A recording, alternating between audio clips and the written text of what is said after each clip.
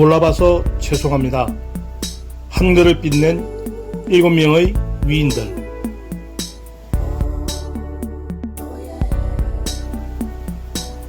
우리 글이자 그 글을 만든 이유와 사용법을 꼼꼼히 수록한 책의 이름인 훈민정음. 훈민정음은 국보 제70호이자 1997년 유네스코 세계기록유산으로도 등재된 인류의 위대한 자산이다.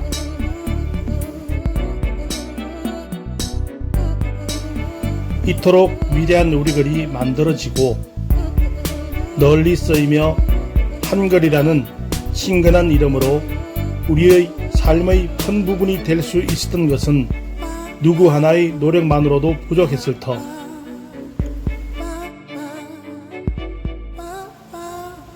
역사 속에는 한글이 더욱더 한글답게 사용될 수 있도록 평생을 바친 위인들이 숨어 있다.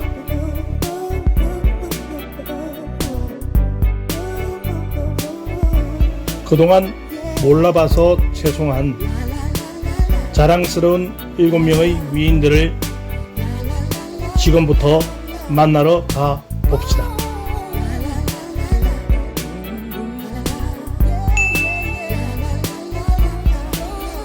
자음의 이름을 만든 최세진. 나라마다 서로 다른 말을 사용하는 건 예전이나 지금이나 매 한 가지. 현재는 다양한 정보와 수단을 통해 외국어를 우리말로, 우리말을 외국어로 통역하는 게 가능했지만 과거에는 어땠을까? 적어도 조선 시대에는 소문난 통역관이 있었기에 걱정할 필요가 없었다. 조선 전기에 명나라를 오가며 동시 통역사로 이름을 떨친 최세진이 그 주인공이다. 최세진은 대대로 역관을 지낸 집안에서 태어난 타고난 통역사였다. 뛰어난 중국어 실력으로 중인 출신임에도 양반들도 하기 힘들다는 정이품 저설까지 지내기도 했다. 하지만 단순히 통역 활동만 했다면 한글을 빛낸 위인들의 이름을 올리지 못했을 것. 최세진은 후배 통역사들에게 중국어를 가르치기 위해 한글로 음을 단 중국어 교재인 노글대를 쓴 최초의 한글판 외국어 교재의 저자였다. 그리고 이 교재를 만드는 과정에서 그는 한글 역사에 길이 남을 중요한 업적을 일궈냈다. 당시 훈민정음의 자음과 모음에는 따로 이름이 없었는데 이를 안타깝게 여겨 표준 이름을 만들게 된 것이다. 기역, 니은, 디귿, 리을, 미음, 비읍, 히읗이라는 자음 이름을 붙이고 사용 빈도가 높은 자음과 입을 벌리는 순서에 따라 모음을 배열하는 정리도 그가 이룬 성과이다. 바로 이 점이 후대에 이르러 그를 동시 통역사가 아닌 어문학자로 부르는 이유가 되었다.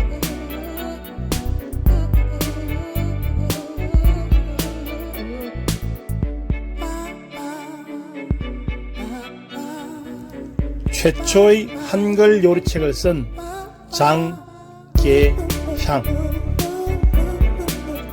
SNS와 1인 방송 등 개인 미디어를 통해 전 세계의 다양한 요리를 원한다면 언제든지 내 손으로 직접 만들고 그 방법을 공유하는 것이 가능한 요즘. 그렇다면 한글로 만든 최초의 요리책은 무엇일까? 놀랍게도 최초의 한글 요리책인 음식 디미방을 쓴 저자는 집안 살림을 도맡아 하면서 7 아들을 대학자로 키워낸 훌륭한 어머니였다. 셋째 아들인 가람 이현일 선생이 이조판서에 오르자 정부인으로 불리게 된 그는 바로 이문열의 소설 선택의 주인공인 장계향. 소설가 이문열은 장계향의 남편인 이시명의 후손이기도 하다. 70이 넘은 나이의 장계향은 매일 등잔불 아래에서 평생을 만들어온 한국 전통 요리법을 한글로 써내려 갔다.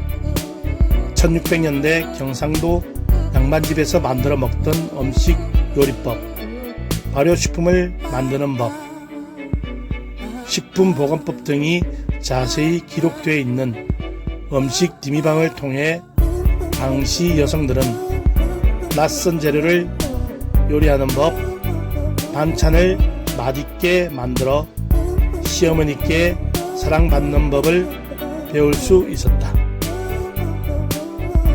특히 찰랑찰랑, 질벅질벅 같은 생생한 한글을 사용해 맛깔나게 설명한 부분은 지금 읽어도 전혀 어색하지 않고 흥미롭다. 한글 백과사전을 만든 빙허각 이시. 그런가 하면 요리뿐만 아니라 가정 살림에 관한 내용을 총망라한 일종의 여성을 위한 한글 백과사전을 펴낸 이도 있었다.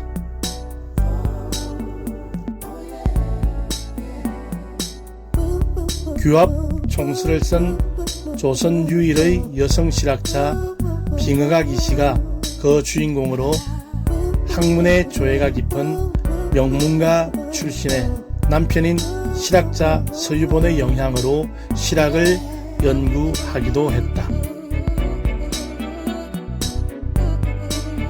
어느 날 그는 시동생 서유구가 한문으로 백과사전을 만드는 걸 보다가 어려운 한문이 아닌 쉬운 한글로 여건 백과사전을 만들어야 하겠다는 결심을 하게 된다.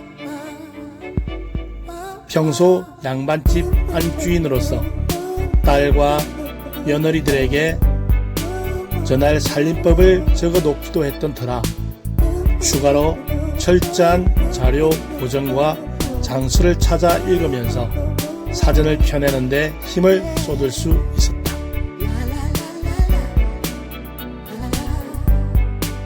1809년 그녀의 나이 51세가 되던 해 드디어 규합 총서가 탄생했다. 술 빚고 장 담그기, 옷 만들고 길쌈하기, 농사 짓고 가축치기, 태교 및 육아법과 응급처치, 심지어 길흉 및 부적과 귀신을 쫓는 방법까지 수록됐다.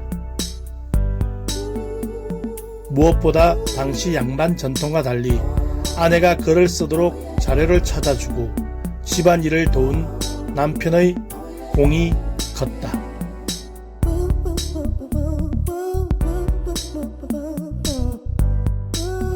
지금 생각하면 최초의 한글 백과사전이 그 많은 지식 중에 왜 하필 살림살이를 다루었는지 의아하기도 하다.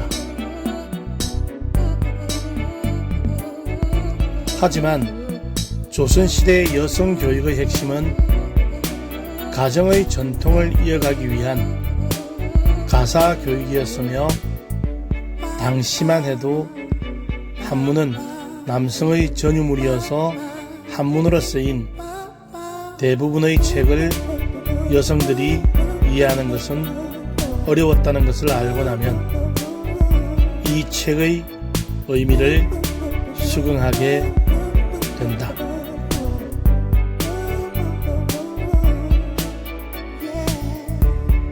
특히 이 책은 기존 사고방식대로 사대부가의 여성상에 효녀나 열녀만을 투영하는 것이 아닌 학문과 더불어 각 분야에 재능이 있는 여성을 포함시켰다는 점에서 의미가 크다.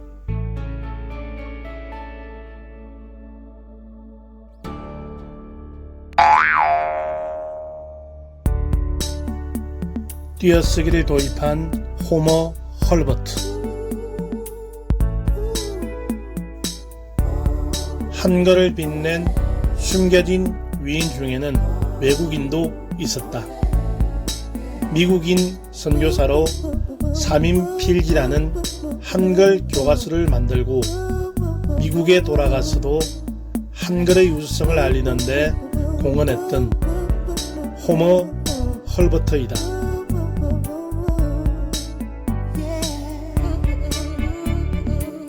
미국인 선교사인데 한글을 빛낸 위인이라니 좀 아이러니하겠지만 지금 생각해보면 그는 참 남다른 행보를 걸어왔다.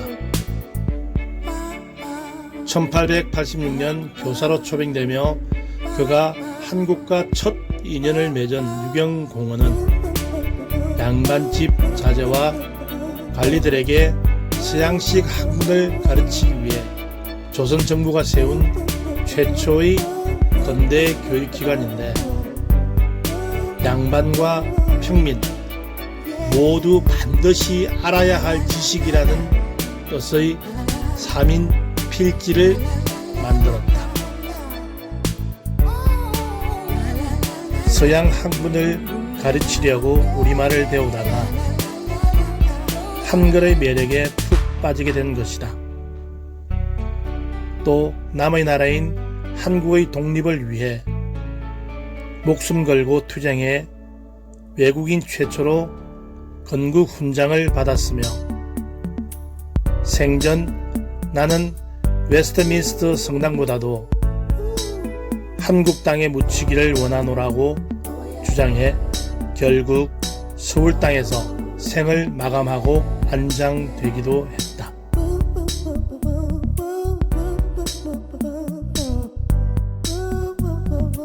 짧다면 짧은 한국 생활 동안 그가 남긴 업적은 다양하지만 그 중에서도 한글의 발전에 가장 유의미한 것을 하나 꼽으라면 단연 띄어쓰기 도입.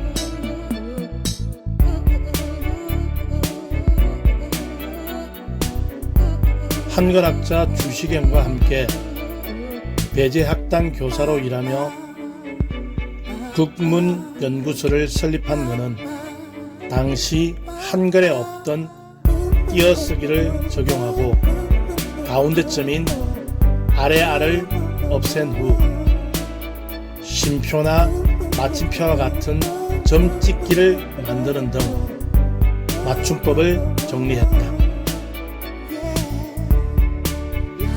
한글에 대한 무한한 사랑으로 한글 맞춤법 정비에 이바지한 것이다.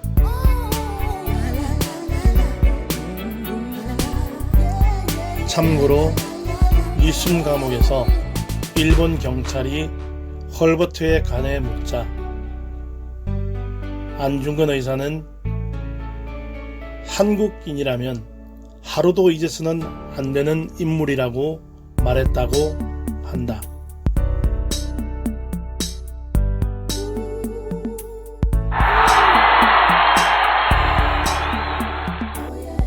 한글 점자를 창안한 박두성.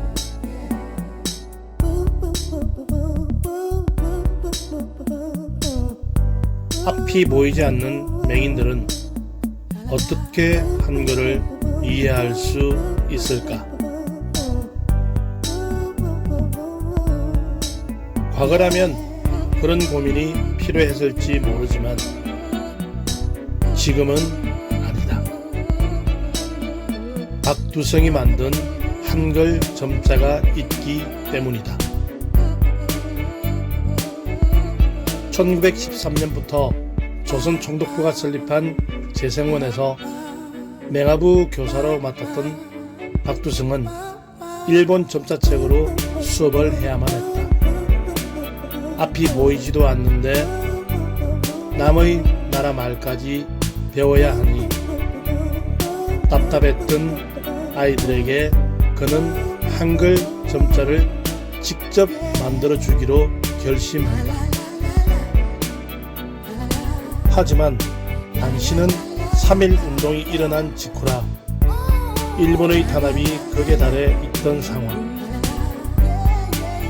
때마침 학교에서 조선어 교육까지 금지되었음에도 박두성은 1923년 맹하부 제자들과 함께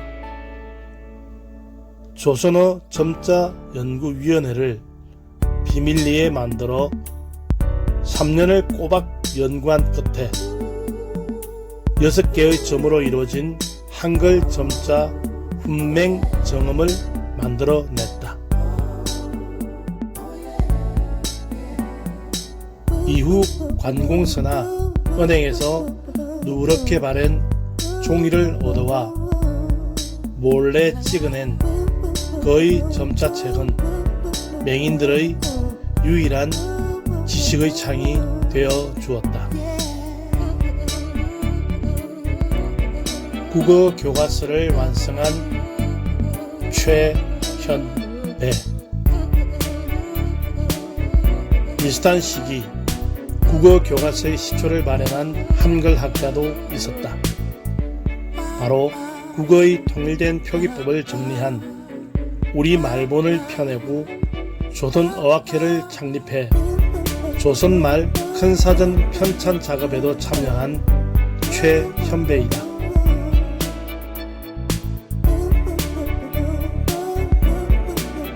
경성 고등보통학교에 다니던 시절 조선어 강습원에서 국어학자 주시경 선생에게 3년간 한글과 문법을 배우면서 그는 한글 교육에 평생 몸담기로 다짐한다. 주시경 선생의 수업을 한 번도 빠지지 않고 들으며 말과 글을 잃으면 민족도 결국 없어진다는 그의 신념을 계승하기로 결심한 것이다.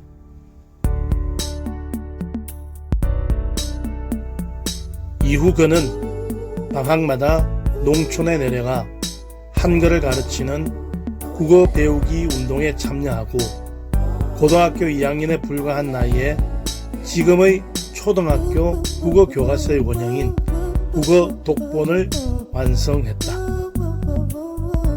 그리고 졸업 후에는 조선어학회 창립에 참여해 조선어 사전 편찬위원회 준비위원으로 활동했으며 1933년에는 한글 맞춤법 통일안 제정에도 참여했다. 그의 이러한 열정은 8.15 광복 이후에도 이어져 우리나라 교과서의 기틀을 마련하는 데 기여했으며 특히 일제의 영향으로 세로 쓰기가 만연했던 관행에 맞서 한글에 적합한 가로 쓰기를 도입하는 데 앞장섰다.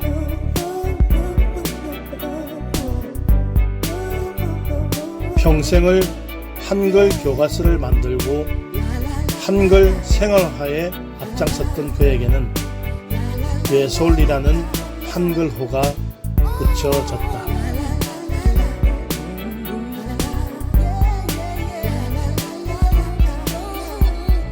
한글 글꼴의 장인 최정호.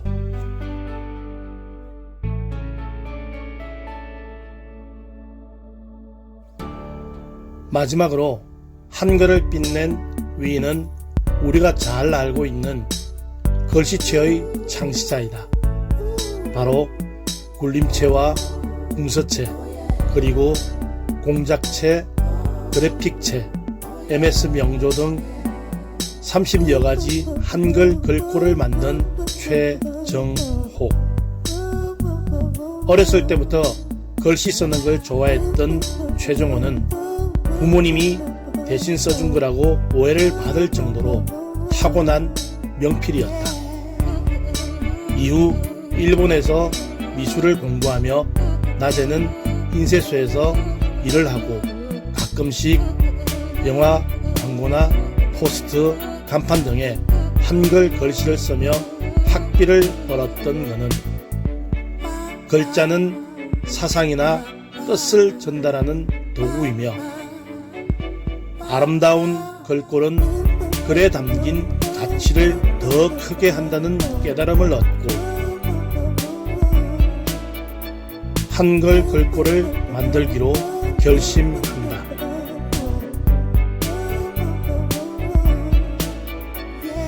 그리고 자신의 예술적 재능과 한글 사랑을 결합해 최초의 한글 글꼴을 탄생시켰다.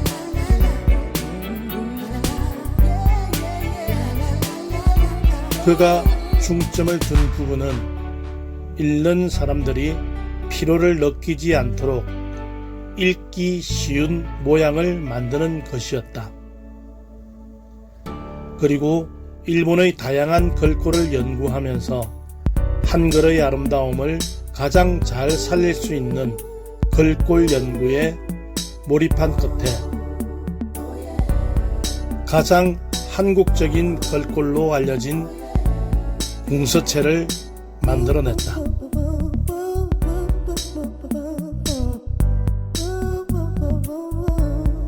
평생을 한글 서체의 제작에 바친 그의 업적은 출판 문화와 인쇄 문화의 발전에 큰 받침이 되었다.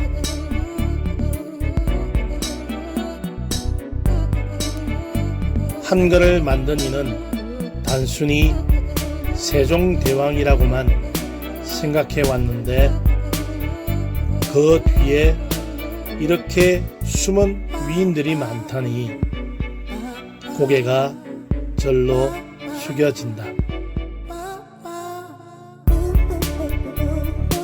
그리스 역사가 헤로도토스는 위대한 업적은 대개 커다란 위험을 감수한 결과이다 라는 명언을 남겼다.